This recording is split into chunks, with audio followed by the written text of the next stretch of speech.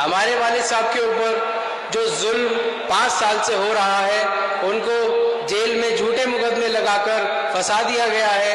आज हम सभी लोगों के पास ये एक मौका है कि हम इस चुनाव के जरिए मेरे वालिद साहब को बेगुनाह और इस मुस्तफाबाद विधानसभा में जो पूरे देश में विधानसभा को बदनाम करा गया है, इसको हम एक मौके के साथ इस चुनाव के जरिए से साबित कर सकते हैं।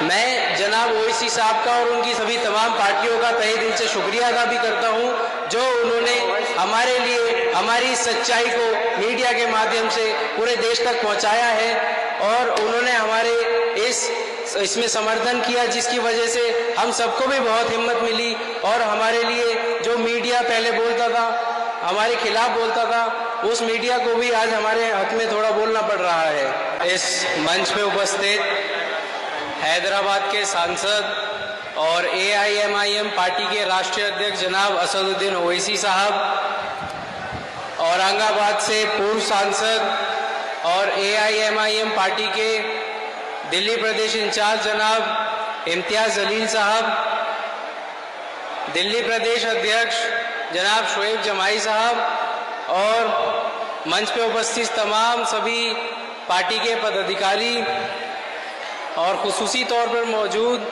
यहाँ पर इस जनसभा में मौजूद मेरे सभी बड़े बुजुर्गों, भाइयों, नौजवान साथियों, मेरी माएँ बहनें, सभी को अस्सलाम वालेकुम।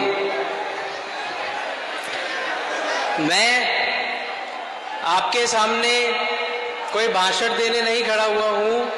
मैं आपके सामने सच्चाई को रखने के लिए, आप सभी के सामने एक अपील करने के लिए आया हूँ। जैसा कि आप सभी जानते हैं, मैं ताहिर हुसैन साहब का बेटा हूँ। मेरा नाम शादाब हुसैन है। मैंने हमेशा अपने वालिद साहब को उनकी पूरी उम्र में हमेशा स्ट्रगल करते हुए, मेहनत करते हुए देखा है।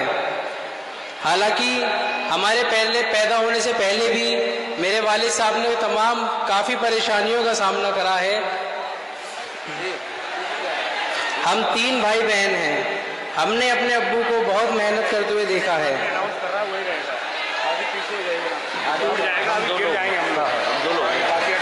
मेरे अब्बू ने बहुत सारी परेशानियों का सामना करा है। जब मेरे अब्बू को जेल जाना पड़ा, तब मेरी उम्र महज 15 साल थी। मेरे अब्बू ने हम तीनों भाई बहनों को अच्छे महंगे स्कूल में पढ़ाया है और हर माँ बाप का अपना ख्वाब होता है कि अपने बच्चों को बेहतर से बेहतर परवरिश देना।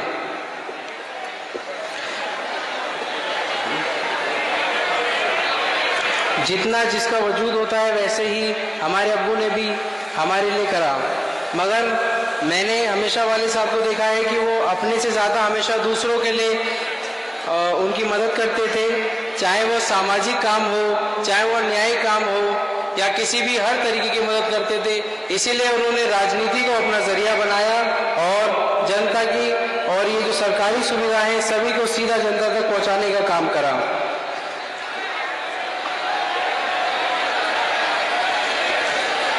और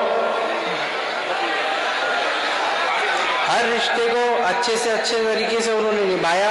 शायद यही वजह है कि जब अब्बू जेल गए, उससे पहले हमारे घर पर एक आफत आई जहां हम सब परिवार के लोग मौजूद थे।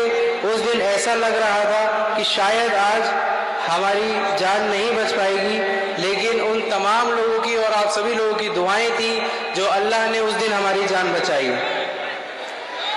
उसके बाद जिस तरह से झूठ के प्रोपेगेंडा को एक बहुत बड़ा हमारे और इलाके में रह रही आवाम के खिलाफ षड्यंत्र रचा गया, वो आप सबको अच्छे से पता है। सब जानते हैं कि सच्चाई और हकीकत क्या है। आज उसी झूठ के प्रोपेगेंडा को, उस षड्यंत्र को बेनकाब करना है पूरी दिल्ली और देश के सामने, जिसकी सच्चाई से कोई दूर दूर तक वास्ता नहीं है।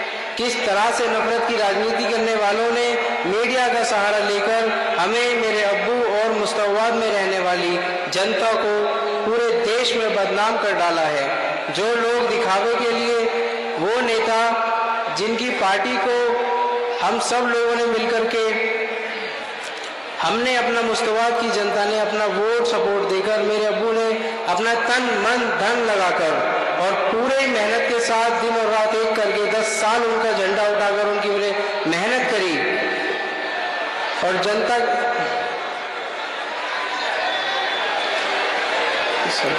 और उनकी सरकार भी बनी। उन्होंने भी हमारी और जनता की सुरक्षा को छोड़ो हमारी कोई मदद नहीं करी, बल्कि डबल सजा देने की बात कर जेल भेजने को कहा, जबकि मेरे अब्बू की मुस्तवाद की जनता की हकीकत सच्चाई वो फर्जी नेता मीडिया के माध्यम से पूरे देश के सामने रख सकते थे।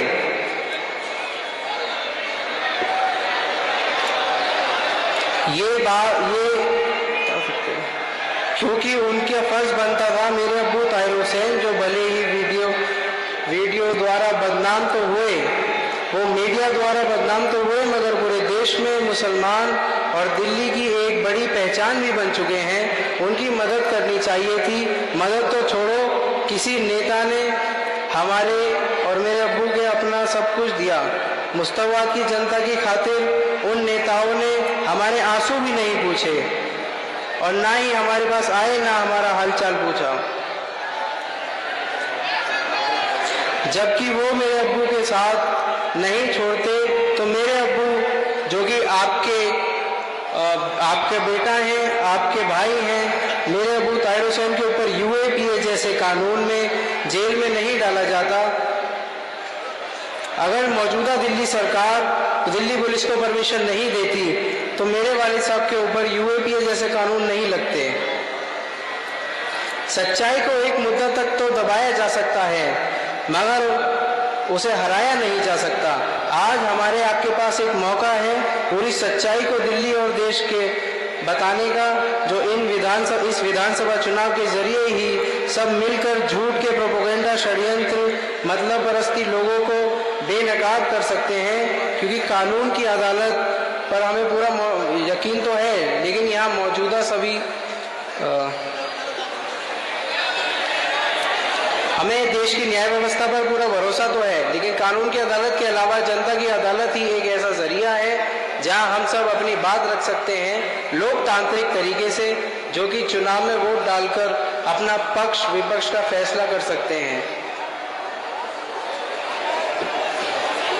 हमारे वालिद साहब के ऊपर जो जुल्म 5 साल से हो रहा है, उनको जेल में झूठे मुकदमे लगाकर फंसा दिया गया है। आज हम सभी लोगों के पास ये एक मौका है कि हम इस चुनाव के जरिए मेरे वालिद साहब को बेगुनाह और इस मुस्तवाद विधानसभा में जो पूरे देश में विधानसभा को बदनाम करा गया है, इसको हम एक मौके के साथ इस चुनाव के जरिए से साबित कर सकते हैं। देखिए, आपके आकर्षण को हम अच्छे से समझ सकते हैं। आप बहुत बीच में कुछ लोग जो खड़े हैं ना, वो प्लीज बैठ जाएं, पीछे वाले लोग भी सुन सकें। मैं जनाब ओवैसी साहब का और उनकी सभी तमाम पार्टियों का तहे दिल से शुक्रिया अदा भी करता हूं, जो उन्होंने हमारे लिए हमारी सच्चाई को मीडिया के माध्यम से पूरे देश तक पहुंचाया है और उन्होंने हमारे इसमें समर्थन किया, जिसकी वजह से हम सबको भी बहुत हिम्मत मिली और हमारे लिए जो मीडिया पहले बोलता था, हमारे खिलाफ बोलता था, उस मीडिया को भी आज हमारे हक में थोड़ा बोलना पड़ रहा है। मैं आप तमाम हजरात से गुजारिश करता हूं कि मेरे वालिद साहब को आप सभी लोग अपना वोट देकर, अपना सपोर्ट देकर पूरे देश में वो मैसेज हम सब लोग मिलकर के पहुंचाना है कि मेरे वालिद साहब पीड़ित है, मेरे वालिद साहब अपराधी नहीं हैं। आप सभी के सामने जब मैं अपने वालिद साहब से जेल में मुलाकात पर जाता हूं तो उनसे मेरी बात होती है। वो हमें ये बताते हैं कि हम परेशानियों का सामना इस वक्त सिर्फ हम नहीं उठाते, बल्कि पूरा देश में एक माहौल खड़ा करा जा रहा है जो डराने का, घरों को तोड़ने का, अपनों को अपने से दूर करने का, हमारी पहचान खत्म करने का, हमारी तहजीब से लेकर खान पान, रहन सहन का, इबादत करने से लेकर पढ़ने लिखने तक क्या करना है, क्या नहीं करना है, जिसकी वजह से ना जाने कितने मासूम नौजवान, हमारी माँ बहनें शिकार हो रही हैं और जगह जगह आंसू बहा रहे हैं। और हमारे वोट लेने वाले भी हमारी मदद को खुलकर सामने नहीं आते हैं। कोई आंसू पहुँचने आता नहीं है। ये सारी बातें जेल के खाली एक ही काम से है, अखबार मीडिया की खबर देखना पढ़ना, जिस वजह से आज मुझे ज़्यादा जानकारी सुनने पढ़ने देखने को मिल रही है, जिसकी उन्होंने एक कविता के जरिए अपने दिल के जज्बात को शब्द में लिखाई है, वो आप सबको पढ़कर बताता हूँ। मैं आप सभी को सुनाना चाहता हूँ। मेरे वाले साहब ने कविता के जरिए फरमाया है, बदलते वक्त का एहसास ज़रा तुम समझ लेना, छलकर आंसुओं की लाज ज़रा तुम रख लेना, भुलाकर हर गिला शिकवा मेरा मुझे अपना बना लेना, देकर वोट अपना मुझे नई जिंदगी दे देना। ताहिर कल भी तुम्हारा था, ताहिर आज भी तुम्हारा है, रखूंगा सर को ऊंचा मैं, तुम्हारा ये वादा मेरा है। हेलो,